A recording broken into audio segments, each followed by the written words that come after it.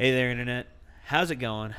Welcome to a little bit of I guess we could call this a react review and all this and all that, but mostly this is just to spread the word. Doug Walker, one of my favorite YouTubers, one of my favorite internet person. He was on YouTube at first, but then he switched to Blip TV because of YouTube's problems with copyrighted material and everything. But he's come back to YouTube, and it's been a big muckraking fest ever since. So, yeah. I mean, we've done one of these before. Yeah. About his situation with, oh, hey, we're just going to cut off your monetization. Oh, hey, we're not going to tell you why for 3 weeks. Yeah. Yep. So and then discussing all of the the channels. Oh, hey, we're just going to delete this for no real reason. And the thing is, I mean, he's huge on YouTube. I mean, he's huge on the internet. I mean, honestly, he's been doing videos on YouTube for, God, I mean, 8 years. Renegades React is to Doug Walker as Worm is to a plow, basically. Yeah. I mean, there you go. So if it can happen to him, I mean, we're nothing. So this is true. So. Where's the Fair Use by the Nostalgia Critic?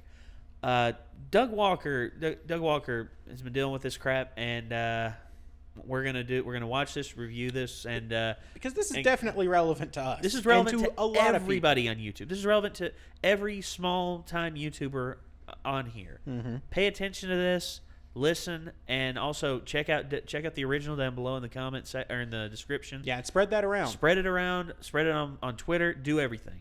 So, here we go. That's a good intro. Awesome. Hello, I'm the Nostalgia Critic. I remember it, so you don't have to. Online videos have come a long way, haven't they? We've gone from the novelty of just filming our cats to budgeted studios that turn out professional work every year.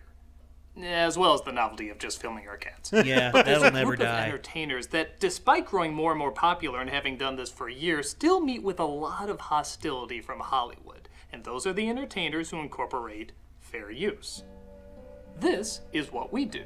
Now, for those who don't know, fair use is the doctrine that states excerpts of copyrighted material may, under certain circumstances, be quoted verbatim for purposes such as criticism, news reporting, teaching, and research, without the need for permission from or payment to the copyright holder. So that means if you use copyright material for, say, a review or satire or education, it's completely legal. Too bad Hollywood doesn't see the law that way, as for years, video producers have been battling off attack after attack, resulting in multiple deleted videos, sometimes even deleted channels, affecting the income of people who now do this for a living. In hindsight, this is no real big shock, as Hollywood over the years has repeated this pattern over and over, they just never realized they're actually repeating it. Since the early days, there's always been something that was going to destroy the innocent artists who just want to do nothing but give you movies. First it was TV, VHS recording, then it was DVR, DVD rippers, and now, right on cue, it's the internet. Oh, poor Hollywood! Look at all the box office records you're breaking in the past 10 years! Look at all the new filmmakers that wouldn't exist without online media! Look at all the digital commercial tie-ins and trailers that you're exploiting the hell out of! You're killing them, internet! You're strangling them like a newborn unicorn who just wants to give you rainbows! So, obviously, like in the days of TV and so forth, internet did not kill or weaken the Hollywood system. No. But that didn't stop them from trying to take control anyway, as we saw with acts like SOPA giving complete control to US law enforcement to combat online copyright infringement, with no due process. Yeah, that was a scary time for the internet. Google even shut down their site in protest. And this isn't even that long ago. Yep. Now, thankfully, that act never passed, but that doesn't mean their practices aren't still being put into effect.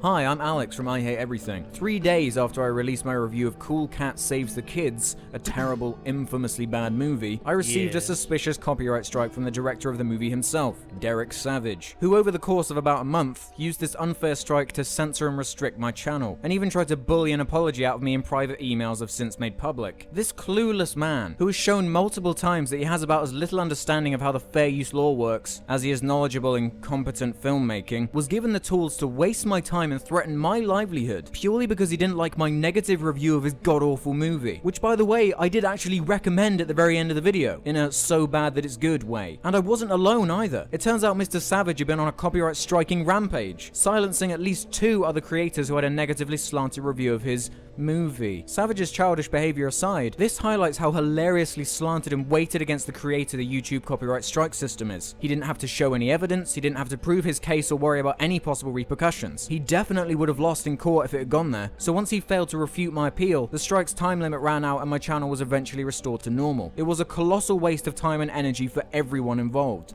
Hey guys, it's YMS here to explain a few things about YouTube's copyright system. It wasn't too long ago when one of my videos was unjustly blocked worldwide and I was unable to appeal it because I had other appeals that had yet to be resolved. Now unfortunately, YouTube only allows you to file 3 appeals at one time. What is the reasoning for this? Well, I'm not really sure, but all it seems to do is provide more leverage for the claimant and less leverage for the defendant. Yep. There are tons of videos that are taken down unfairly on YouTube, trying to put people who use fair use in the same category as those who steal or upload entire content for profit.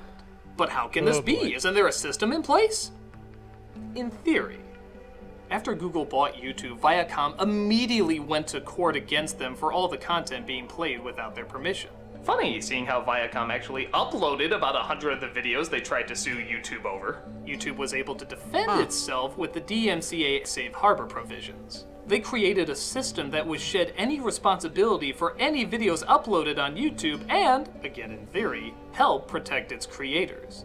This system was, is, and will continue to be abused, and for some reason in a much more rapid pace this past year. The system is there's 2 penalties for copyright infringements, a claim or a strike. A strike is the most severe. Your video gets taken down from YouTube because a copyright owner sent a complete legal request asking YouTube to do so. Just 1 strike limits your channel, including only airing 15-minute videos and an inability to dispute content claims for 6 months. Wow. You get 3 of these and your channel is gone. And then there's the more popular yet less severe penalty, claims. If Content ID detects copyrighted material within your video, then an automatic action will take place. This action is entirely dependent on what the copyright holder previously set it to do. For example, if I owned a movie and I wanted to add it to YouTube's Content ID system, I would get to decide how much footage from my film would need to appear in someone else's video before it automatically claims it. You can also receive claims that were filed manually. A manual claim implies that somebody actually watched the video and determined it was infringing before filing the initial claim. So, how can that possibly be unfair? YouTube's system is set up in such a way that incentivizes claimants to abuse it, and that is precisely why their system is rampant with abuse. You can file a dispute, and then it's up to the claimant to respond to your dispute within 30 days. If they don't respond within 30 days, then their claim will be removed and your video will be back to normal. If they do respond, they can either remove the claim or reinstate the claim. If they reinstate the claim, then you have to file an appeal, and they have yet another 30 days to respond to that. The most excruciating part was the lack of human interaction from anyone at YouTube. The automated emails and forms seem designed in such a way that no human working at YouTube will ever actually see it, so it makes you feel pretty helpless and pretty worthless. There was no one I could contact to fix a very, very simple problem, so the entire situation was elongated and needlessly blown comically out of proportion. I see no reason why there should be a limit on the amount of appeals I can send when there's no limit on the amount of claims I can receive. Sure. And what's worse is that even if the amount of appeals was increased, I would still only really be able to use 2 at a time. Reason being is that during the appeals process, the claimant has the option to remove your video and issue a strike on your account. You can fight to get your video back up and get the strike removed from your channel by filing a counter notification, but those can take up to a month to complete as well. And as soon as you have 3 strikes on your channel at any one time, your channel is automatically removed. So even though I'm technically allowed 3 appeals at once, I make sure to limit myself to 2 in case all of them come back with takedown notices. But okay, so some companies are gonna be unfair and some even make mistakes. At least they're gonna try not to do it again, right? Nope.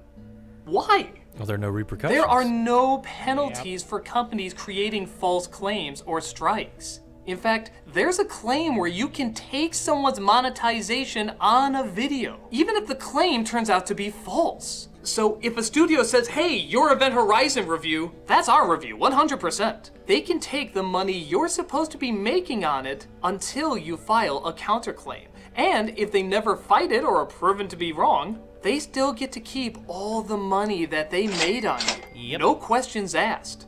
But there's even more they can do than that.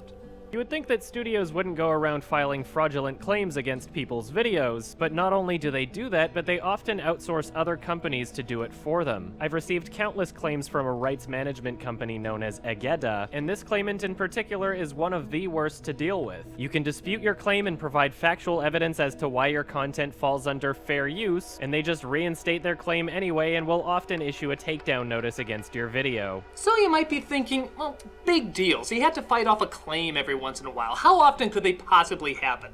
A few times a year, maybe once or twice a month? Every other day, we have to fight off a new claim. I've fought and won every single illegitimate claim thrown my way, but as the number of videos on my channel increases, so does the likelihood that I'll be stuck with too many claims to deal with at once. There's countless videos on my channel that I was unable to monetize for several months just because of how long the claims process takes. It's gotten to a point where we've had to change our content dramatically. Clips of films have been intensely reduced down, and some reviews don't even use clips. They use reenactments. However, as other cases prove, even not using footage isn't enough. I received a strike on my account on one of the Midnight Screenings reviews, which is a series I do in which me and another person sit in a car in a parking lot after going to see a movie in the theater, and we just talk about the movie. There's no clips, no footage, it is just us sitting in a car talking about a movie. And if you didn't know that, you could know that by just simply watching the video. So what started out as a means to protect studios and content creators is now being used as a means to silence and steal. We're at a point now where not only is this becoming more and more wrong, it's becoming illegal. In the case of Lens versus Universal, Universal claimed a 29-second video of a baby dancing to a Prince song infringed copyright. Yeah, that's how desperate it's getting. Thankfully, EFF sued Universal on Lens's behalf, arguing that Universal abused the DMCA by improperly targeting a lawful fair use. A federal appeals court affirmed that copyright holders must consider whether a use of material is fair use before sending a takedown notice. But don't worry, that still didn't stop the studios from wrongful DMCA takedowns. Nope. Tons of them still going on today. Yep. Studio Ghibli gave us a strike for telling people to go see My Neighbor Totoro.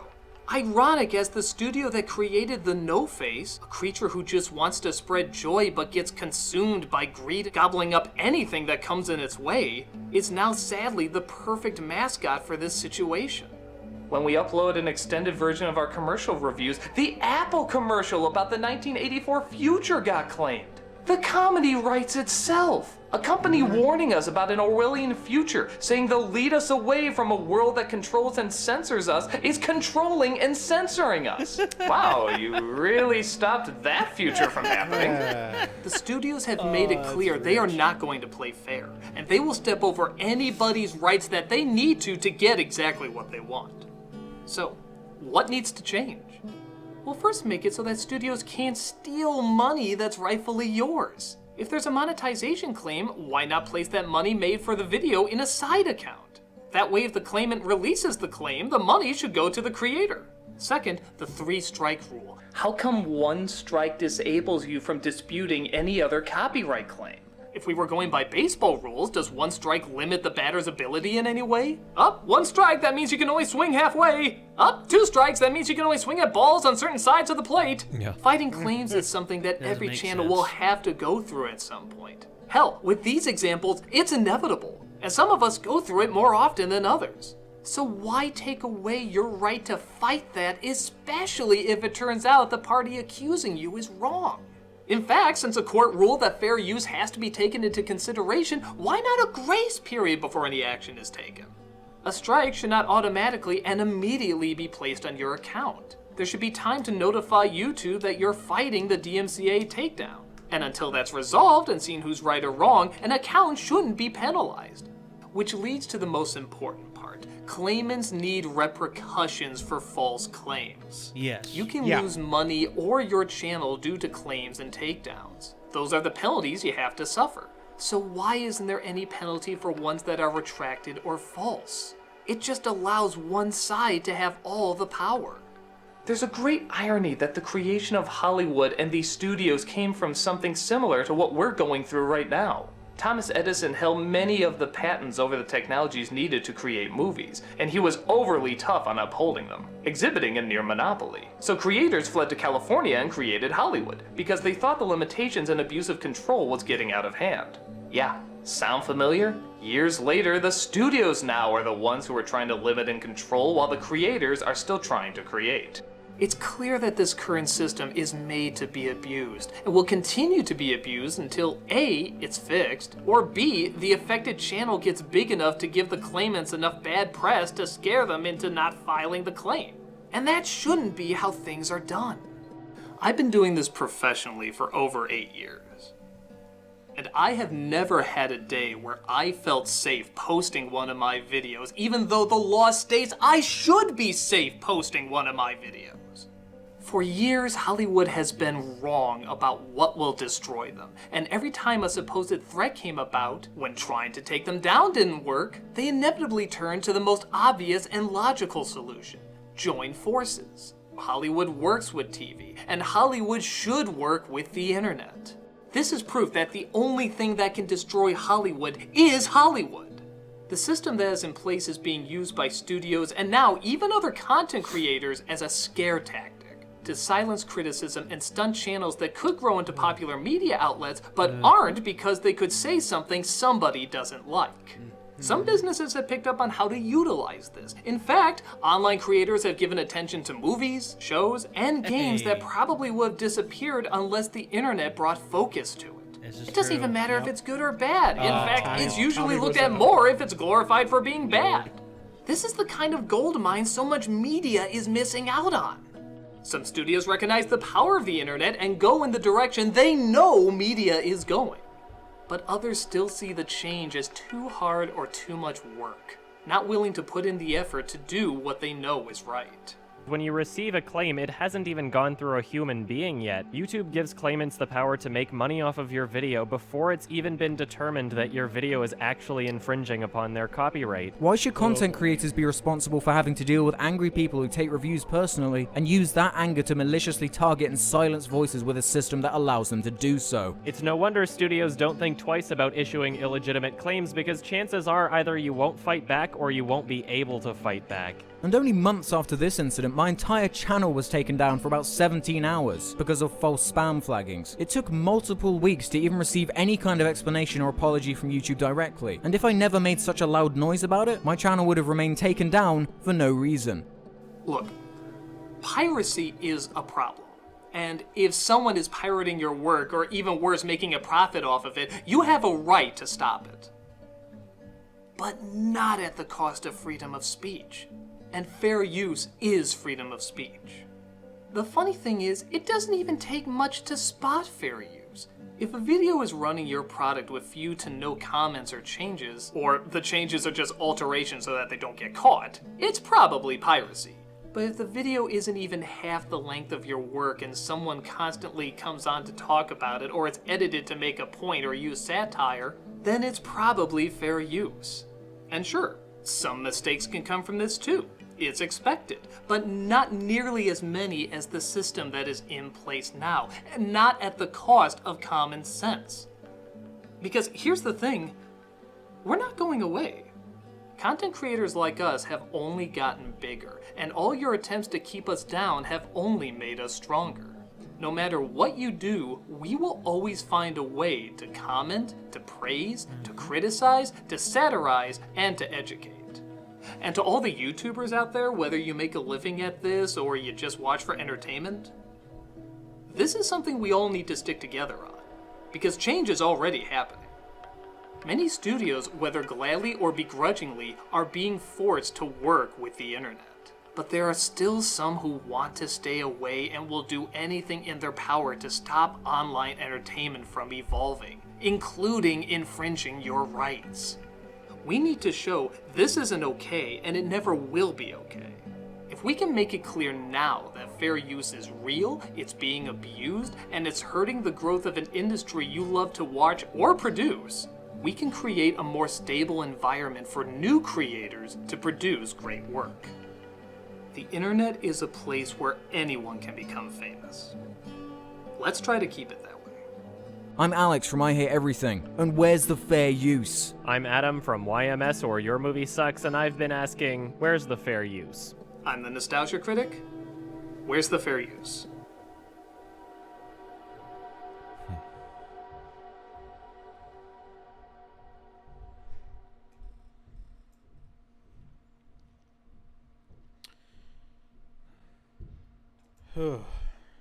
Well, so I've got one. go ahead. So, my girlfriend is auditioning for an opera internship. Okay. As part of this audition, she recorded herself singing 3 different operatic pieces and uploaded them to YouTube because that's how they wanted to do the auditions. Okay. So, I used some of Nate's equipment to record the audio and video. So I know for a fact she was actually performing these pieces. Now, I uploaded them to YouTube for her after I'd done the editing because I had some experience with that, and so I figured this is how I can help. 2 of the videos go up just fine. The 3rd video gets a Content ID claim. Now, here's the fun part. The claim was that it was a piece from that composer, but from a completely different opera. Those pieces sound nothing alike. The system is not perfect. No. By any means. No, it's not. And the thing of it is, she wasn't monetizing these because she put them up as a way to audition for this internship. They weren't even searchable in YouTube's system. They were marked private. So the only way you could see them is to have the link.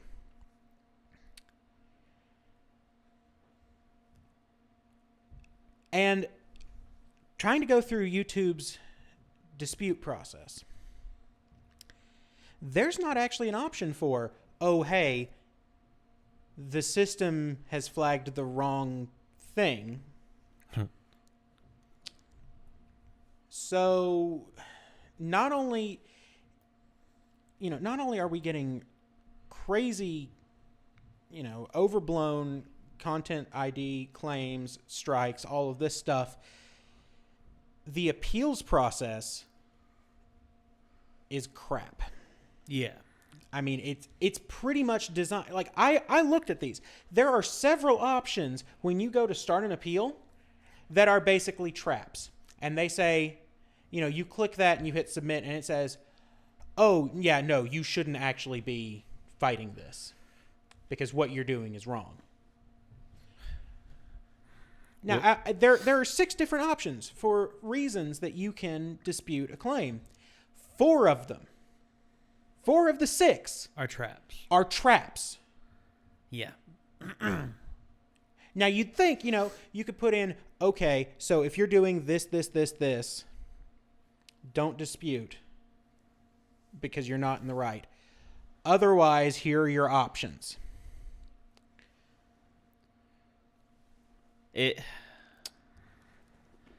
Okay. And even trying to dispute under fair use. I started looking into that because I don't have any experience with this. Nate's the one that handles the channel. He knows his stuff. I've never dealt with this before.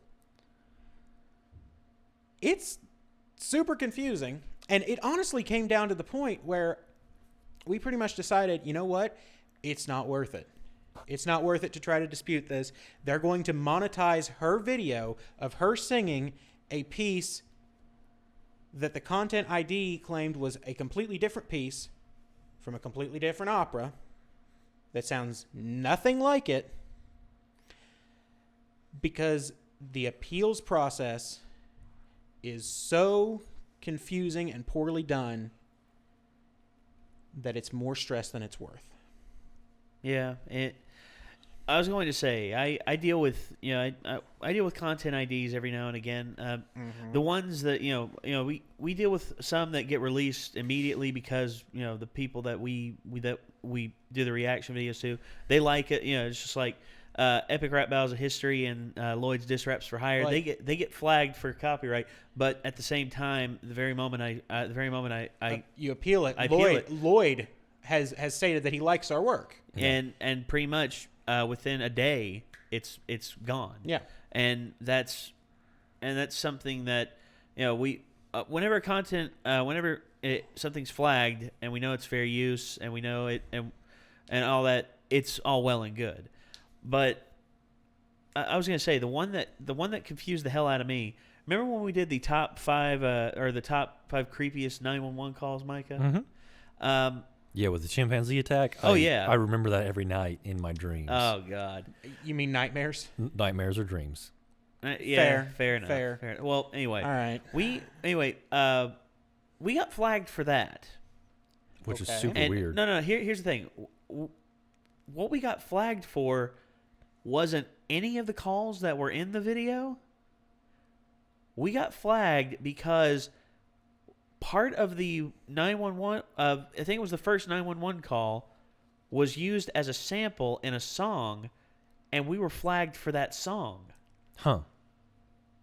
That, I know. I was like, what? And then I listened, and I went to the video that I looked it up. I was like, and I hear it in the background. I'm like, oh, so they use this as part of their song. Well, this isn't right. And I put in the dispute the full 30 days. They monetized our video for 30 days, and they got all of it based upon it being a sample in their song. And that's here's another thing. Oh, sorry, Micah, I'm interrupting. Oh no, you're fine. The thing that got me is like, because we're talking about like a lot of copyright issues, but at the same time in this video, the one guy was like, enough people just flag my stuff as spam that it affected me. Yeah. So all it takes is somebody to rile up enough people against your channel to report enough times that they can actually affect your channel. I mean, that's kind of scary. Because there are a ton of people that don't like us. Yeah. Well, there's not a ton of people. There's I was gonna say there's a select YouTuber who has. We're not bringing up names. No, we're not going to bring up names. We're done with the drama and everything. If he wants to keep belly aching about it, let him worry himself into an early grave. We're simply using this as an example. We're using this as an example. We had 2 videos up by him. The reason we put those up was because they were requested.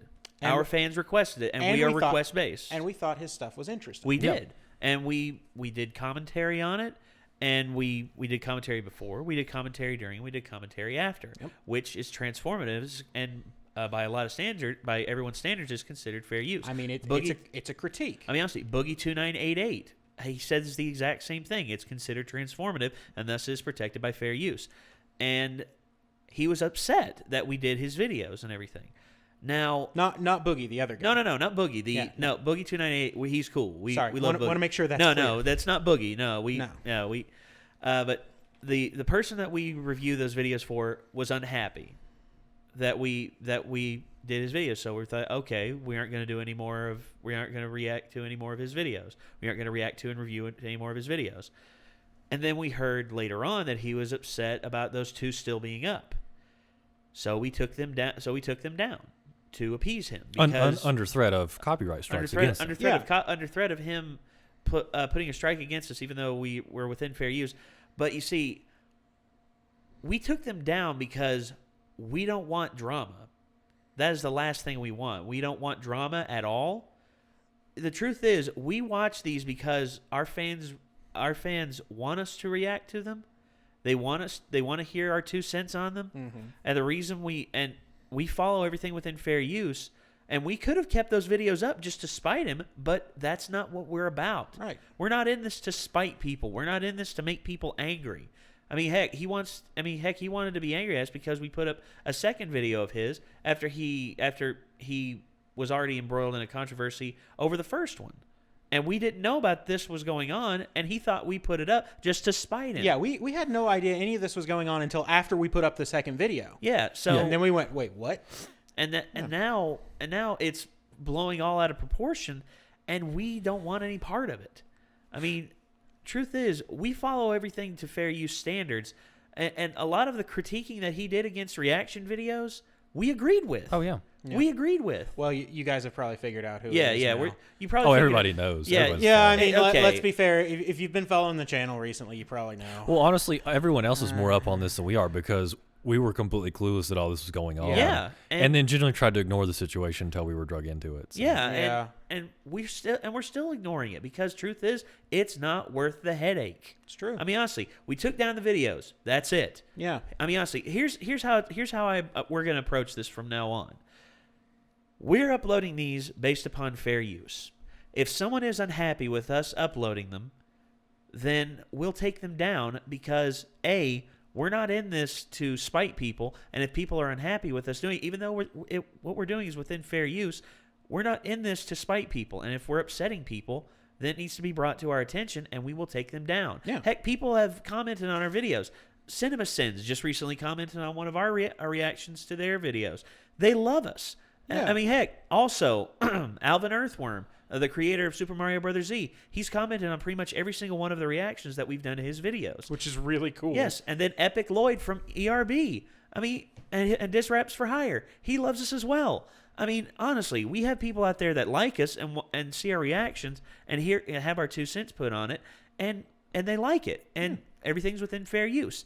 But if someone is unhappy with it, then it needs to be brought to our attention, and if they're unhappy, then we'll remove it. That's just how it is. And one thing that this video didn't touch on, and that I feel like needs to be brought up, Go ahead. it's not just Hollywood that's doing this. No. Some of you may recall, if you have seen anything from Total Biscuit, Oh, yeah? he did a review of a game called Day One Gary's Incident. Yep. Now, having watched footage of that game, he was correct in his critique, which Yes. was that the game was absolutely terrible. A broken mess. Yes. Horrible. Yes. That video was taken down. Well, that video had a copyright strike put on it by the developer of Day One Gary's Incident. Specifically, now, if this had been, oh, you're using footage from my game and I don't like it, that's one thing. It's still in fair use, but that's one thing. No, it was because it was a negative review. Sure. That's it. It was a negative review from a fairly major YouTuber. Yeah. Other videos which showed just how bad that game was. The one that I'm thinking of, I don't know actually how to pronounce it. Burger Paul? Yeah, yeah, Burger Paul. We broke Day One Gary's Incident. That video stayed up. That's how I know this game was terrible. Yeah. And That and other YouTube videos of people playing this game, which did not get taken down, showing that it was terrible. But because Total Biscuit was a big target, that's who you hit. yeah. And there are other cases like that I can't think of right off the top of my Well, head, but I Jim- know they've well, happened. Jim Sterling. Oh, Jim Sterling. Jim Sterling in the slaughtering grounds. Same thing happened with it. That's the other one that I was trying to think of. Jim Sterling. He did a Steam Early Access for the slaughtering grounds to do a review, and he did the customary thing. He recorded himself with the gameplay footage Yep. with his commentary over top of it. Yep. And that's considered transformative. That's considered review. That's considered within fair use before review. And within a little bit of time of the review going up, Digital Homicide Media they put a copyright strike against it, and they are still fighting to this day. They are still fighting the people in the Steam message boards, defending their actions and everything, even though they violated fair use. They violated the terms of fair use. And I saw this game played by, I've mentioned before, Loading Ready Run. They do a stream every now and again called Watch and Play, where they play real terrible games. Well, they force one guy in particular to play really terrible games. It's just like Mike Jones and Rage Quit. Yeah, just like bottom of the barrel. And they played The Slaughtering Grounds. It was as bad as Jim Sterling said. Yeah. Maybe even worse. Yes. And Jim Sterling does not pull his punches. No, he doesn't. So, you have to wonder, making comment, giving a review, whether that review is good or bad, but especially if it's bad, you have to wonder, oh, hey, let's silence the critics. Because that's not, violating free speech at all. Yeah. Shadow of Mordor, even though it's a great game, they would not hand out review copies unless they said they were going to give the game an A rating. Without having played it first. Exactly. That some shady tactics that went on, even though the game was fantastic. I've played the game. It's some of the best. The game looks real good. Oh, it is. Yeah. It's really good. And I loved it. And I'd gladly play it again. But just the fact that they went to those lengths to try and guarantee a high rating and everything, it's just like, guys, honestly, you're trying to pretty much jerry-rig something that if you should have faith in your work. Yeah. Especially if you put it out there and you put forth a good amount of effort towards it, and you have faith that you have faith that the work is going to speak for itself, then you shouldn't have anything to fear. I mean, there are people out there who think, "Oh, it's just like Kanye West's." Okay, I'm probably gonna get heat for this. Kanye West's mini movie sucked balls. I have no idea what's going on here. Okay, so I can't really make commentary. Okay. No. Because Kanye West put out a movie, and he said, "Y'all can't say bad stuff about my movie because I said before that I did techniques that nobody in filmmaking likes to do. So because I admitted that I did things that were out of the box and don't make sense, you can't say it doesn't make sense." What? I know. I'm like, yeah, it's not how that works. No, that's not how that works. There's such a thing as criticism and critiquing. Yeah. And I watched it. I mean, honestly, the whole film was out of sync the whole time. There was no comment. I mean, honestly, there was nothing about the mini movie that interested me. It was all like real vague stuff that had his music playing over top of it, and I was just like, okay, is this just like one long form music video? Because if that's the case, then I get that to an extent. But him trying to tell a story where a phoenix falls out of the sky and he like nurses it back to health and falls in love with it and makes love with it and everything, I'm just like, what? The mini movie I want to see is the Bad Blood version of Taylor Swift kicking the crap out of Kanye. I'm okay with that. That sounds awesome. I would Somebody gladly get watch on that. that. That sounds awesome. Say, baby, we got bad blood. Yeah. I really like this. This is such a mess, and if I may, this all leads up to a book recommendation. The intellectual property is a very interesting field of philosophy right now. Yeah. Especially in my camp, the libertarian anarchist corner of the apolitical spectrum. And no one really likes this. It's interesting because the idea of intellectual property is, from a certain perspective, property must be limited by scarcity. And you run into the digital age where digital information is not limited by scarcity, so therefore not property. So I think there is such a thing as intellectual dishonesty. I'm not convinced there's such a thing as intellectual property, but there's a tremendous book on it written by Stefan Kinsella called Against Intellectual Monopoly. It's a really short book, tremendously good. I recommend it to everyone to read because it presents a lot of ideas we don't necessarily consider. Being that if something is infinitely reproducible, it's more valuable as more people use it. This is called anti-rivalrous. And this applies most obviously to language. So language is anti-rivalrous. It's more valuable the more people that use it. Mm-hmm. Imagine you have a language that's perfectly legitimate. You have conjugations for verbs. You have, all kinds of vocabulary, but you're the only one that speaks this language. How useful is it? It's not. And you can easily apply that to and programming it applies language. to That's ultimate anti-hipster right there. Because, right. So No- it Nobody becomes, understands what I'm saying. So exactly. I'm that hipster. Yes. Yeah. Well, I was going to say, case in point, Minecraft. I mean, Minecraft, what's the number one reason why Minecraft is the most popular game in the world? Because everyone can see people playing it on YouTube at any given time. There are countless Let's Plays out there from, Rooster Teeth's Let's Play group, from Funhouse to The Yogg's Cast. yeah, Yogg's Cast. back gosh. before that whole thing. Yeah, and then Captain Sparkles. Yeah. I mean, it's countless. I mean, honestly, people upload Minecraft Let's Plays all the time, and they're never quite the same. yeah, and honestly, here's the thing. Minecraft is a copyrighted work, and at any given time, if they wanted to, they could flag every single Minecraft video because it is within their copyrighted works. But because they understand that exposure equals popularity. Exposure, it's true. Exposure equals popularity, and exposure equals more traffic coming to them, especially if their work is interesting. Sure. And it's just like from Minecraft becoming so big nowadays. I mean, it works with everything. I think, and why they do that is you can kind of see the two different camps is those that have some understanding of praxeology. They see the motives of human behavior, and they understand that, hey, this is really just helping us. Yeah.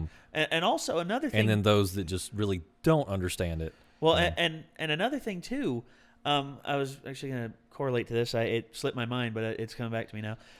Through Minecraft becoming the biggest game on the internet and everything, it really opened the doors to a lot of bigger developers that feared the internet. Yeah. I mean, honestly, Bethesda, they love people doing Fallout 4 Let's Plays. They I'm love glad, people doing Skyrim Because I love Let's doing Plays. Fallout 4 Let's Plays. Exactly. I love Bethesda And- stuff, so Yeah, that makes me they- happy. yeah. And Bethesda, they realize, hey, that's popularity. That's the new way of getting popularity I mean, nowadays.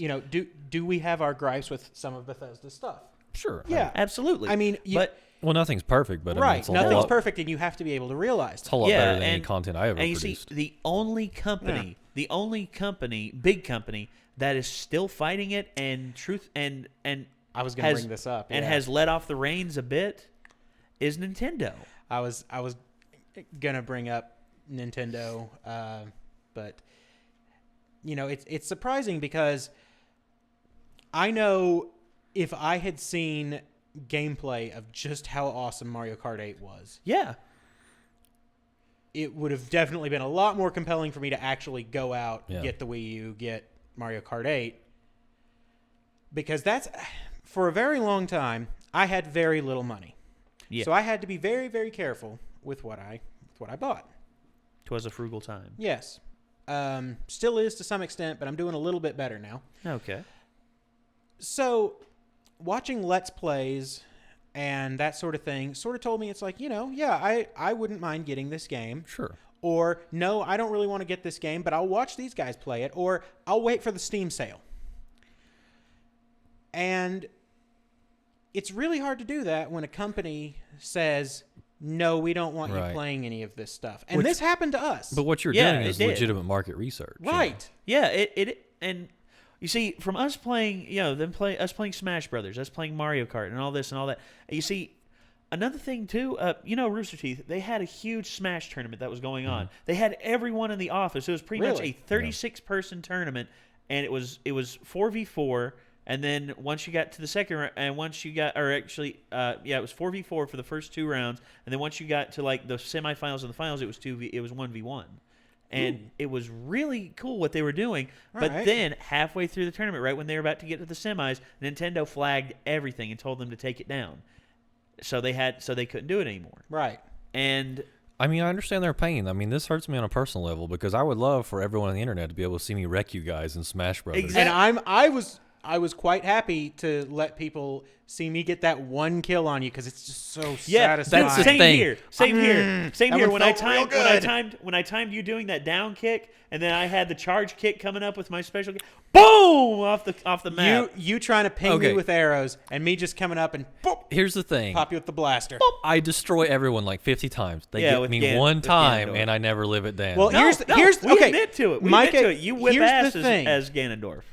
And see, that's the thing. It is the deviation from the norm that makes it so much more satisfying. This is true. He's my second best character. Like, if I you were playing me with Link. Well, that's true. You were playing me with your best Yep, character, you did. which makes me feel so much better about getting that The one time. The one time. the reigning Lord of Destruction, ladies and gentlemen, and never live the it fierce down. deity. Hey, look. We know you're good. Yes. See, I'm gonna shoot my mouth off, and actually, like, somebody's gonna want to play me, like, at a convention or something, and it's get 1v1 me, destroyed. bro. Yeah, 1v1 me, bro. Yeah. He's gonna get. Coffee shop Jesus. Yeah. Fight in the IRL. No, They're gonna pull out like a killer. we are a killer Sheik. Yeah, or, we are Rosalina and Luma. we are definitely amateurs. We are amateurs. Oh, no, there's no doubt about that. I would get wrecked in a professional tournament. I'd get destroyed. I mean, honestly, I've I seen know what was enough possible not to with Korean DJ with that Carissa the Destroyer commercial he did with GameStop. What he was doing was nuts, and I can't imagine trying to do stuff like that myself. But that's Korean DJ, which I just heard recently that he just announced his retirement because of wrist problems and everything. Yeah, it'll do it. So understandable. So Korean DJ, one of the best ever. Thank you for your playing and everything, by the way. But going back to the subject of fair use, right? Nintendo, you see, they are the ones that really took copyright to an extreme, because even though Let's Plays are considered transformative and everything, they still have every right to flag it. They still have every right to flag it where it is taking up the full screen. It's taking up the full screen, and it's in its full unedited format. Yeah.